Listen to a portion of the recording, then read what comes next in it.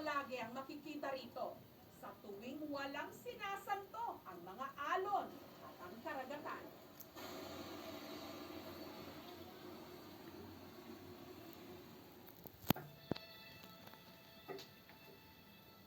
Pero nung narating ng aming team ang Batanes, sa linggo ito, higit ng payapa ang karagatan.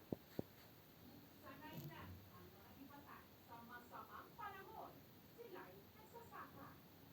Pero pagsapit ng buwan ng Marso hanggang Mayo, ang pangunahin nilang kinabubuhay, pangingisda. Tuwing fishing season, asahan daw na sagana ang parating sariwa ang mga tindang isda. Sa ganitong panahon, kumikita ang mga restaurant, katulad ng sa aking katukayo, si Jessica. Pangkaraniwan sa menu